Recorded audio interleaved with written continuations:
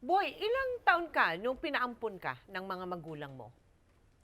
Ayon po sa akin pagkakatanda po ano, Tita Mel, nasa 4 to 5 years old po ako nun. 4 to 5 Yes years po. old. Meron ka bang alaala ng mga parents mo, ng mga magulang mo, kung may kapatid ka ba? O anong naalala mo bago ka binigay sa bahay ampunan? Ang naalala ko po nun, may kuya po ako. May Opo, nung kuya time ka. po nun.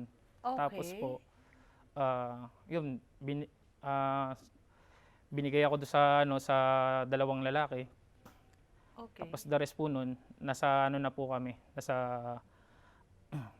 Bahay ampunan na ambayan kayo. po nun po. Yung dalawang lalaki pumunta sa bahay nyo. Yes po. Sino nag-abot sa'yo dun sa dalawang lalaki? Pero Yung, hindi, 5 years old ka na eh. mm, Sino nagbigay sa'yo sa dalawang lalaki? yung magulang ko po. Sinang pareho, papa Yung mo po. tsaka mama mo? Opo. Okay. Yung pagkakaalala ko lang po yun, O Tita yung Mel. pagkakaalala Opo. mo. Anong pagkakaalala mo dun sa kapatid mo? Kuya mo, ha? Sabi mo, kuya mo. Opo. Anong pagkakaalala mo dun sa kuya mo na yon? Mga nasa ano na po siya nun, nasa time na 15, ganyan, 15 years old na po. Matanda na? Opo. Yung kuya mo, yung naaalala mo? Opo. Oh. So anong pagkaalala mo sa kanya? Ano? Yung yung image po, Tita Mel, hindi ko na po talaga na ano. Hindi. Halos Oo. lahat po sila, pati yung magulang ko po. Oo. Hindi ko po alam kung bakit po ano nangyari sa akin nung time na yun. Oo na. At hindi ko na po sila Oo. maisip. Oo. Ah, nung kinuha ka ng dalawang mama, Opo. hindi, alam mo ba kung saan ka pupunta? Alam mo ba kung saan ka, ano? Wala pa po. Basta, sumama ka lang ng walang, kabog-abog, wala. Opo. Hindi ka nang laban, Hindi wala. po. Basta ibinigay ka lang. Opo. Kasi siguro ang cute-cute mo nung bata ka. Oo, may tsura eh. May tsura siya, di ba? Ang cute-cute mo. Binigay ka doon sa dalawang mama, din na nagdala sa'yo sa bahay ampunan. Opo. Ano naman ang naaalala mo doon sa loob ng bahay ampunan? Una po, masaya eh. Masaya po. Masaya. Opo. Naging masaya ka doon. Opo. Kasi Oo. nagkaroon po kami ng ano doon, parang mga activities. Like ng mga nagkaroon kami ng sayawan. Tapos nung tumagal-tagal po, nagkaroon ako ng ano, ng isip din po na ano po eh, parang binubuli rin ako ng mga kasamahan kong bata, kapwa bata ko po. Okay. Tapos ako yung napagbintangan na may nabasag na ano, sa akin nagalit yung ano po, yung mismong nag-aalaga sa amin doon. Oo. Tapos parang ayun, may naging kaibigan lang po ako, na ang pangalan po ay Butchok. Butchok. Ayun po ang tinawag ko pong kuya ng ano na po ng time na yun. Doon sa loob ng bahay ampunan, Opo. yung si Butchok, doon mo Opo. nakilala. Opo. Okay. So ngayon, ano nangyari sa inyo ni Butchok? Yun po, nagplano po kaming ano, umalis sa bahay ampunan. Bakit? Eh dahil sa ano po, dahil sa hindi ko na po nakakayanan din po. Tsaka Na ano? Bakit? Minamaltrato ba kayo doon? Minaltrato ba kayo doon? sa pagkain po. Sa pagkain? Opo, parang ang sa akin po, ano po eh, konti lang yung pagkain namin. Tapos maaga kami na pinapatulog. Almost yung parang yung activities na nangyayari doon sa ano, nawawala na rin. Dahil doon sa ano, parang mainit ulo sa akin nung ano. Oo. Kasi nung time na po na bata po ako, makulit po talaga. Makulit ka. Yes po. Inaamin mo. Opo, inamin ko po talaga. Makulit o pasaway? Yun na nga yun, ano? Opo. Yun na nga yun. Okay. So, lumayas kayo ni Butchok. Opo. Saan kayo nagpunta? Dito na po sa may bandang Quiapo na po. Dito sa may Ilang ano, taong ka niyan? Ilang taong kayo ni Butchok nung mga panang nung time na lumayas po noon, kayo? nasa ano na po ako, nasa 5, 6 ngayon, 5, 6 Ay di, years old na ako. ilang maikling panahon lang ikaw nandun sa loob ng ampunan. Opo. Lumayas ka na. Kadalasan po kasi po, Tita Mel, na ano po kami, na kukulong, nababagan siya. Oo. Gawa po nung ano, siguro po nagdaan yung taon. Oo. Yun, nagnanakaw po kami ng pagkain para mabuhay po. Aha. Namamalimos sa kalsada, natutulog sa kalsada. Aha. Kung ano po yung ginagawa po ng mga bata, mga ano po, ayun po, kaya na po naging hamog po kami Kayong talaga po. dalawa ni Butchok. Opo, Kayong dalawa ni Butchok yun. opo. Okay. O so ano nangyari? Ano nangyari doon? Ano nangyari kay Butchok? Ayun, yung nagkaroon po kami ng ano, ng pag-uusap, naglakad-lakad po kami hanggang sa mapunta kami dito sa Top Libertad po. Libertad Tita Mel. sa Pasay? Opo, Okay. Tita Mel. sobrang gutom din po. Oh. Ngayon, kinausap niya ako, tapos sabi niya sa akin, may pupuntahan lang po siya, Oo. may ayun, kukuha lang po ng pagkain. The rest nun, hindi na bumalik, hinahanap-hanap ko na po. Hindi na bumalik si Opo. Butchok. Pero saan kayo nakatira ni Butchok? Saan kayo Sa tumutulong? may kalsada po. Saka, Kung saan lang po kami mapadpad, doon, Maabutan. opo, doon lang Doon po na kami kayo tutulog. tutulog? Opo. paano ang damit nyo? Ayun pa rin po. Pwede mo Malaki po yung damit ko po. Ha? Yung damit ko po malaki yung ano po. Siguro mga nasa ganito pong damit, tapos Suot ng bata? sobrang, opo. Yun ang damit mo. Opo, wala na pong palit-palit po yun. Walang palit-palit. Opo. Di ba, ang babaho na ninyo. Opo. Saan kayo nagna number 1 at saka number 2? Alam mo na kung ano ibig sabihin. Opo. O saan yun? Paano kayo? Ano lang po, parang ligo-ligo lang, tanggalin yung damit, maliligo lang sa kung sa may makikitang ilog o ano po. Tapos yun na naman ang suot mo. Opo, yun Abay, pa rin po. ang bang mo na nun. Ha? Yun Sus po. Maria Josep. Teka muna. Sino ba si Asuncion? Si Sean? Si Mama po. O, sino yun? Paano kayo Nung- nagkatagpo? Nung nagkahiwalay po kami ni Kuya Butchok. Butchok, Oo. napadpad po ako dito sa BLTV po. Yung BLTV po sa Pasay, Okay. yung nasunog po ng last 2005. Oo. Yung po na una po nakita po ako nung tricycle driver po doon Oo. sa terminal po. Sa sobrang gutom ko rin po, nanghihingi po ako ng pagkain. Ngayon, gustong ampunin ako nung tricycle driver Aha. dahil nga nakita niya akong palaboy-laboy. Tapos hindi na rin po nakaya ng tricycle driver dahil marami na po siyang anak. Anak. Opo, Oo. kaya tinurnover niya po ako sa barangay. Tapos doon na po ako nakilala po ni Kagawad si Asuncion, Mama Sean Tanod mo. po, Tanod po. Tanod, Opo. barangay Tanod Opo. siya. Nung time na po nun. Ano yun? Dinala ka sa bahay niya? Saan ka Bali dinala? nung kinakausap muna po ako sa sa barangay, Oo. tinanong ako kung ano yung mga pangalan, edad o ano. Wala po ako talagang masabi po. Kahit yung magulang ko, wala po. Kasi di pa po sa barangay po pa lang, doon na binablatter po lahat. Oo. Yun po, wala po talaga Wala. maalala. Opo. So, anong ginawa ni Sean? Dinala niya po ako sa bahay po na bahay po nila. Oo. Kasi nga gusto niya akong bihisan, paliguan, linisan ng mga kasi po Tita Mel, marami po akong noon galis. Galis na po. Siyempre, hindi, Opo. Galis sa ulo, sa yun po. hindi ka nakakatingin ng ligo. Paano naman yun? O, tapos? Opo. Yun, nung nagulat po yung mga yung mga kapatid ko po ngayon, nagulat sila, bakit sino yan? Ano yan? Nagulat din sa mama ko. Dinala ka niya sa bahay niya. May Opo. mga anak pala si Sean. Meron po. Bali, Bali, anong reaksyon ng mga anak ni Sean? Tinanggap ka ba nila ng maganda? Sa una po, hindi po. O sa una, Kasi, syempre, dala po ng nila na ilan sila? nasa 3 po sila. 3 sila. Opo. Pinang-apat ka. Opo. Oh. Bali, ako po ngayon na naging bunso. Pinakabata ka talaga sa Pinakabata kanila. na po ako. Opo. Okay. Nung nandoon ka sa bahay ni Sean, Opo. paano naman kayo nagkabati-bati ng mga anak niya? Sabi mo nung umpisa, medyo hindi maganda. Paano? Ano nangyari at kayo napagbati-bati kayong apat? Nung time na nagtutulungan din po kami, Oo. nagtulungan kami sa Oo. na lalo na nung nagkaroon ng sunog po dito sa namin sa bahay. Oo. Nagkasunog doon. Opo, nagkasunog po. Oo. Yung nasunog na po yung BLTV. Bali doon po kami sa may po, sa squatter po. Squatter po squatter, yung okay. gilid po nun. Oo. Anong mga nagawa sa iyo ni Mama Sean, ang tawag mo, no? Apo. Kay Mama Sean.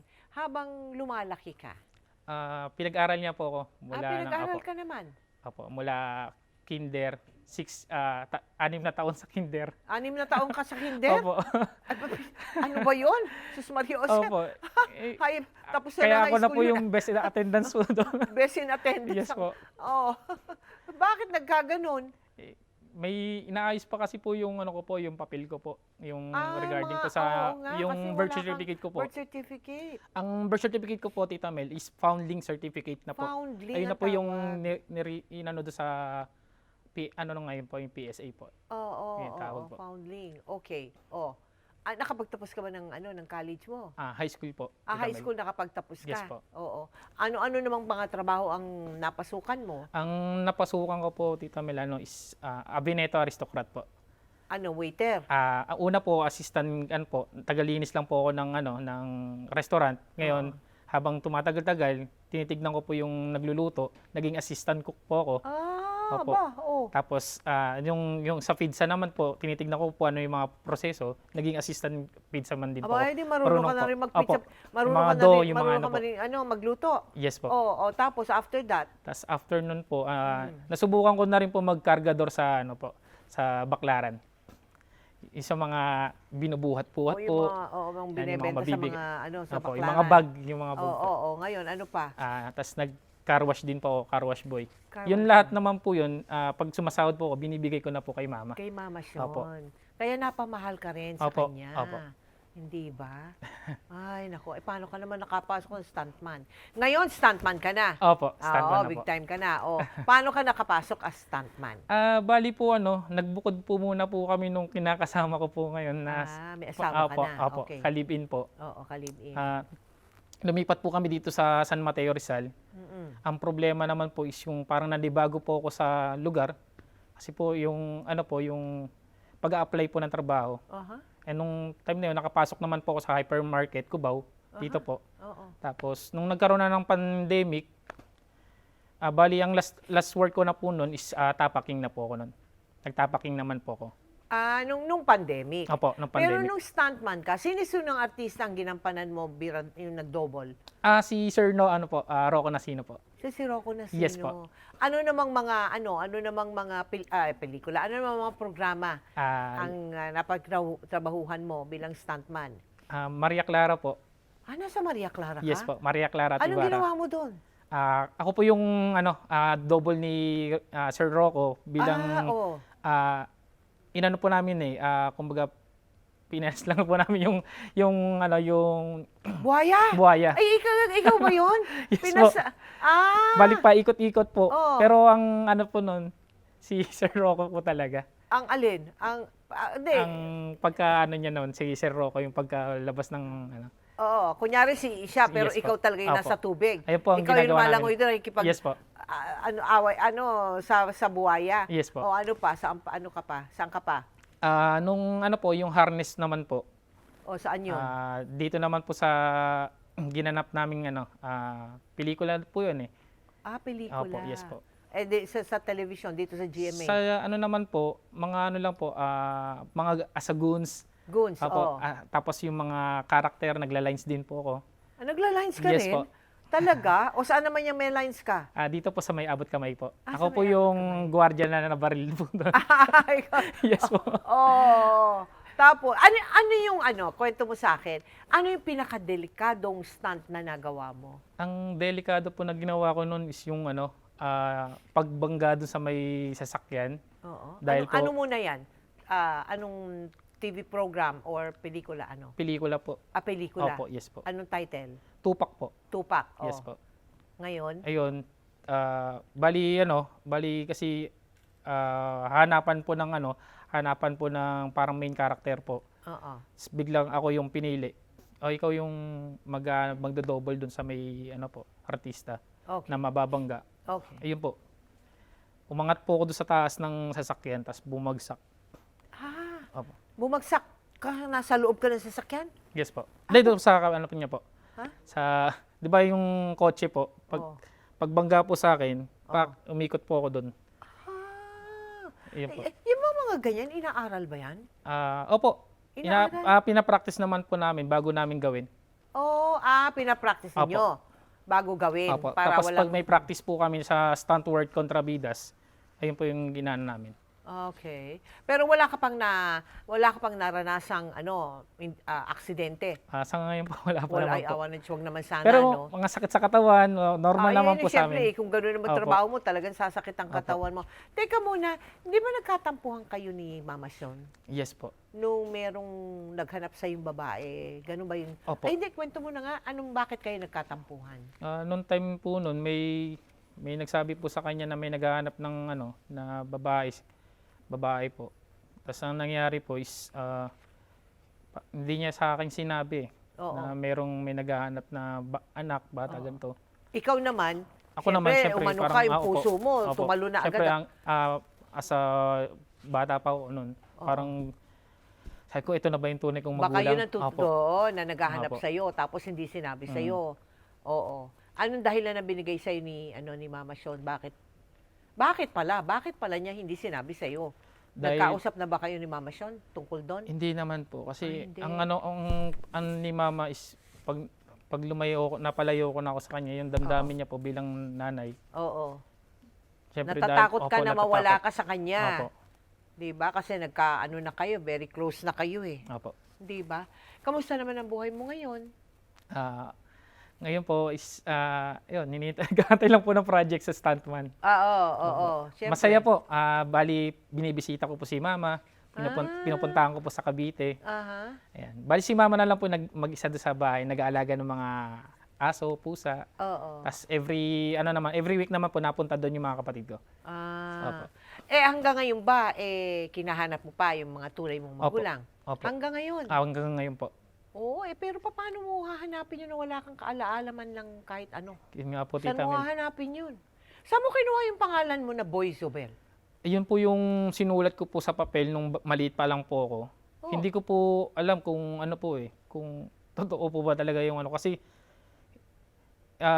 parang nasa isip ko nun, ito yung sulat lang po, ganun.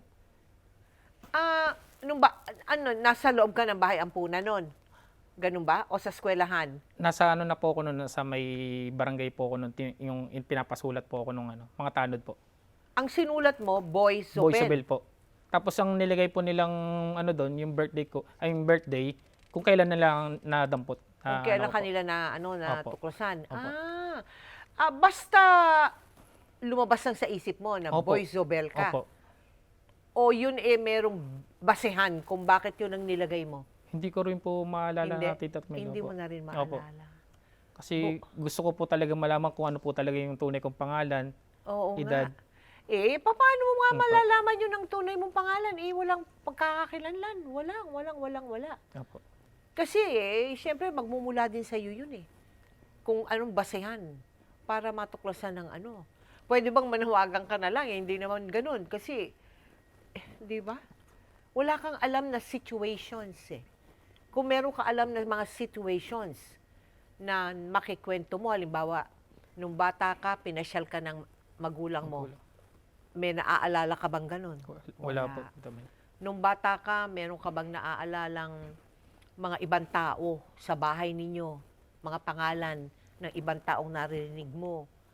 Kaibigan, kapatid, ng tatay mo, ng nanay mo, wala rin? Wala na po. Oo nga mantakin ko isipin Kaya talaga. gusto ko nga po makilala sila.